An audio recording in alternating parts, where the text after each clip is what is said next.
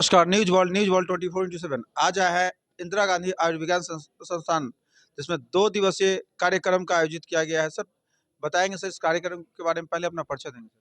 मैं डॉक्टर राजेश कुमार सिंह, यहाँ professor HOD, chief SCI, state cancer institute IGMS Patna. यह जो कॉन्फ्रेंस जो किया जा रहा है ऑन्कोकॉन और बिहार स्टेट चैप्टर एआरओई कॉन है, उसका दो दिवसीय यहाँ पर किया जा रहा है। और इसमें सबसे बड़ी बात है कि हम लोग सब कैंसर से रिलेटेड जो भी नई टेक्नोलॉजी है उसकी भी बात कर रहे हैं, और जितने केमोथेरेपी, रेडियोथेरेपी और सर्जरी है, सारी चीज़ को हम लोग स्टडी कर रहे हैं इसको। सर, कैंसर के नाम से ही लोग को डर लगता है। एक आम जन को इससे कैसे सचेत रहना चाहिए और इससे क्या लाभ हो सकता है, ये बताइए? देखिए, जहाँ तक सचेतना की बात है, तो यदि अवेयरनेस यदि रहेगा तो इससे हम लोग बचाव कर सकते हैं। अपने ज़िंदगी के लाइफ को चेंज करके, खान-पान पर ध्यान देके, और जो है अपनी लाइफ को चेंज करके हम लोग इस पे अपना ध्यान कर सकते हैं। और बहुत बड़ी चीज़ इसमें जैसे होती है, स्पेशली यदि बिहार को देखा जाए, तो जैसे पुरुषों में जो बोलते हैं head and neck cancer number 1 होता है, और ये ड्यू टू खैनी और पान पराग जर्दा के कारण ही होता है। यदि इसको हम लोग रोक दें तो 40 टू 50% कैंसर को हम लोग रोक सकते हैं। क्या लगता है इसमें गवर्नमेंट को बैन करना नहीं चाहिए खैनी और गुटखा पे? एकदम चाहिए। यदि गवर्नमेंट चाहे तो इसको बैन कर सकती है। एक तरह से बहुत अच्छा है हमारे स्टेट में कि शराबबंदी है। शराबबंदी। शराबबंदी के कारण भी बहुत लोगों को जो शराब जो रेगुलर पीते थे वो नहीं पी रहे हैं, तो कुछ बीमारियों से वो लोग बचे हुए हैं। हुँ। और उसी तरह जैसे शराबबंदी हुई, वैसे ही यदि खैनी और गुटखा पर यदि प्रतिबंध लगाया जाए तो और ज़्यादा बीमारियों से हम निजात पा सकते हैं। जी, धन्यवाद। हाँ, तो ये साइबर नाइफ है। सर, आज 2 दिवसीय प्रोग्राम है। इसमें जो आज मुख्य चीज़ है, नई टेक्नोलॉजी है, क्या उससे बचा जा सकता है सर? पहले तो अपना परिचय देंगे सर। मैं डॉक्टर अमित जैन, मैं वेलेंटिस कैंसर हॉस्पिटल मेरठ में डायरेक्टर हूँ, कैंसर विभाग में। और ये जो अभी एक नई टेक्नोलॉजी जिसके बारे में आप बात कर रहे हैं, ये साइबर नाइफ S7 है। तो ये रोबोटिक रेडिएशन थेरेपी है, और ये S7 जो टेक्निक है साइबर नाइफ की, तो ये इंडिया में पहली बार ही आई है। तो पहली बार ये हमारे हॉस्पिटल में आई है वेलेंटिस में। तो इसका ये फ़ायदा है कि जैसे कैंसर में, बहुत सारे कैंसर्स में पहले हम इलाज नहीं कर पाते थे, तो ये रोबोटिक होने के कारण और आर्टिफिशियल इंटेलिजेंस के कारण, और बहुत प्रिसाइज़ है ये, बहुत आसपास बिल्कुल डोज नहीं जाती है, बहुत प्रिसाइज़ तरीके से हम किरणें कैंसर पे डाल सकते हैं। तो इससे जो है कैंसर के ख़त्म होने के चांस काफ़ी बढ़ जाते हैं। बहुत सारे कैंसर ठीक हो सकते हैं जिनमें कोई पहले इलाज नहीं था। बड़े कैंसर्स का इलाज हम कर पाते हैं, जैसे बड़े लिवर कैंसर हैं, कुछ सार्कोमाज़ हैं, या और जो कैंसर्स हैं कई में जहाँ ऑपरेशन नहीं हो पाता, उन कैंसर्स का हम इलाज कर पा रहे हैं। तो अब तक हम 250 से ज़्यादा कैंसर्स का इस विधि से इलाज हम कर चुके हैं, और इसमें बहुत अच्छे रिजल्ट्स इसमें आ रहे हैं। सर, इससे कैंसर का फर्स्ट लक्षण कैसे पता चलता है? बहुत लोगों में कैंसर होता है, पता नहीं चलता है, बाद में ये पता चलता है, या फिर उससे बचाव का क्या कारण है? देखिए, कैंसर पहले सबसे आपने बहुत अच्छा सवाल पूछा। बहुत लोग पूछते हैं, भाई कैंसर का लक्षण क्या है, हमें पहले ही पता चल जाए, जिससे कैंसर शुरुआती स्टेज में पता चल जाए और हम आगे ध्यान रखें। सबसे आपको ध्यान रखने की बात ये है कि कैंसर का कोई लक्षण नहीं होता, ठीक है ना? आप सूत्र बांध लीजिए कि कैंसर का अपना कोई लक्षण नहीं होता। कैंसर जिस जगह होता है उससे संबंधित लक्षण आते हैं। जैसे फेफड़े का कैंसर होगा तो फेफड़े से संबंधित लक्षण होंगे। पेशेंट को खांसी होगी, सांस फूलेगा, सीने में दर्द होगा, खांसी में बलगम में खून आ सकता है। अब ये सारे लक्षण तो और फेफड़े की बीमारियों में भी आते हैं, है ना? अब पेट में, मान लें लिवर में कैंसर होगा तो उसको पेट में दर्द हो सकता है, खाना नहीं पचेगा, भूख नहीं लगेगा, उल्टी हो जाएगा, है ना? अगर मुंह में हुआ तो मुंह में छाला हो जाएगा, दर्द होगा, खून आ सकता है। तो ऐसे ही कुछ ब्लड कैंसर है, उसमें खाली बुखार ही होता है। अब रीढ़ की हड्डी में कैंसर है तो उसको, पेशेंट को खाली कमर में दर्द होगा। अब कमर में दर्द तो किसी भी चीज़ में हो सकता है। तो देखने वाली बात ये है कि अगर कोई भी लक्षण 1 महीने से ज़्यादा है और आम दवाइयों से ठीक नहीं हो रहा है, तो कैंसर का शक करना चाहिए।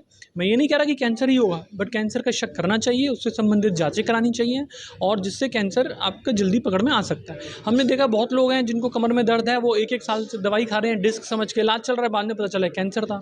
या फेफड़े का कैंसर है, वो खांसी, ये सब लक्षण हैं, और वो टीबी समझ के इलाज चल रहा है ना? तो बाद में फैल जाता है।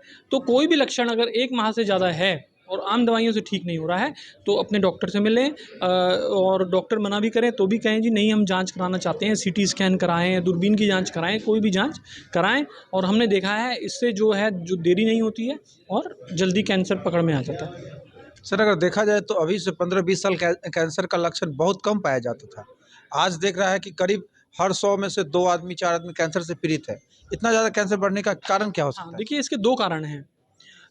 तो बेसिकली एक तो लोगों की लाइफ एक्सपेक्टेंसी बढ़ी है ना? पहले पहले लोग की और रोगों से उनकी डेथ हो जाया करती थी, जैसे भी पहले इन्फेक्शंस बहुत थे, हैजा है, या ये टीबी है, मलेरिया है, अब उनका इलाज अच्छा हो गया है। फिर उसके बाद लोग डायबिटीज़ से बहुत मरते थे, फिर हार्ट की बीमारियों से मरते थे, अब उनका इलाज अच्छा हो गया है, लोगों की लाइफ एक्सपेक्टेंसी बढ़ी है, तो उसमें जनरली कैंसर थोड़ा ओल्ड एज का बीमारी है, तो फिर कैंसर का इंसिडेंस भी बढ़ा है। दूसरा, कैंसर की डायग्नोसिस भी हो पा रही है। जैसे मैं बता रहा हूँ पहले डायग्नोसिस ही नहीं हो पाती थी, अब चूँकि हर जगह अच्छी सुविधाएं हैं तो डॉक्टर्स भी कराते हैं, मरीजों में भी अवेयरनेस हुई है। तो पहले पेशेंट किसी और चीज़ से मर जाता था, उसको पता ही नहीं चलता था कैंसर है। तो एक तो ये है, तो दोनों ही कारण हैं, एक तो डायग्नोसिस जल्दी हो रही है और ज़्यादा हो रही है, एक जो है कैंसर भी ज़्यादा हो रहा है। Thank you. नमस्कार, न्यूज़ वर्ल्ड 24/7 आज आए हैं इंदिरा गांधी आयुर्विज्ञान संस्थान, जहां की 2 दिवसीय प्रोग्राम रखा गया है कैंसर से रिलेटेड। मैम बताएंगे, पहले अपना परिचय देंगे। मेरा नाम डॉक्टर मनीषा सिंह है। मैं महावीर कैंसर संस्थान की मेडिकल डायरेक्टर हूँ और मैं वहाँ की कीमोथेरेपी डिपार्टमेंट की हेड ऑफ़ द डिपार्टमेंट भी हूँ। पहले ये 2 दिवसीय प्रोग्राम के बारे में कुछ बताएंगे। देखिए, जब भी हम कोई कैंसर पे कॉन्फ्रेंस करते हैं, कैंसर एक ऐसा विषय है या कैंसर एक ऐसा बीमारी है जिस पे एवरी डे कुछ ना कुछ चेंजेस हो रहा है, कुछ ना कुछ एडवांसमेंट हो रहा है। हर दिन एक नई दवा आ रही है, सर्जरी करने का तरीका, रेडिएशन के मशीन, सब चीज़ लेटेस्ट आ रहा है। और चूँकि इसमें पेशेंट इतने लोग डेथ होता था और इतना पहले भयावह बीमारी था, लेकिन जब से नई नई जानकारियाँ आ रही हैं तब से बहुत ही सटीक इलाज शुरू हो गया है। पेशेंट का जो इवन लास्ट स्टेज में भी थे, जिस पे मैंने भी टॉक दिया है, तो उसमें भी काफ़ी लंबे समय तक हम पेशेंट को खींच रहे हैं। तो अब जैसे एक क्रॉनिक डिजीज़ जैसे ब्लड प्रेशर है, जिसमें लोग को दवा खा के लंबे समय तक ज़िंदा रहता है, डायबिटीज़ है, लंबे समय तक दवा पे ज़िंदा रहता है, उसी तरह से हम लोग कैंसर को भी उस कैटेगरी में ला रहे हैं, ताकि इवन बढ़े हुए स्टेज में भी अच्छी अच्छी दवाइयाँ देकर पेशेंट को एक लंबे समय तक एक अच्छी ज़िंदगी दें, एक अच्छा क्वालिटी ऑफ लाइफ हम प्रोवाइड कर सकें। मैम कैंसर का बहुत सारे पेशेंट बहुत ज़्यादा बढ़ रहा है, पहले की अपेक्षा अभी देखा जा रहा है हर 100 में से 10 महिलाओं को ब्रेस्ट कैंसर हो रहा है या फिर अन्य कैंसर से जूझ रहे हैं।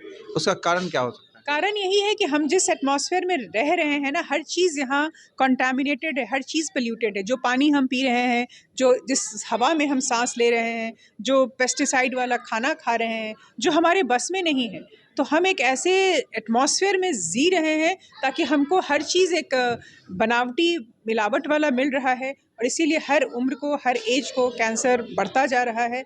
और इसी को रोकने का बहुत बड़ा जो हमारा मुहिम है वो चल रहा है कि कैसे ये सब पे कंट्रोल किया जा सके। बहुत सारी माँ बहनों को कैंसर होता है, लेकिन फर्स्ट स्टेज में पता नहीं चलता है। वो अगर पता करे तो कैसे, उसका क्या लक्षण हो सकता इसी है? को तो कह रहे हैं कि स्क्रीनिंग कहते हैं। आपको नहीं भी है, पहला स्टेज के अगर नहीं बिल्कुल स्वस्थ है तो भी अपने आप को स्क्रीन कराएं।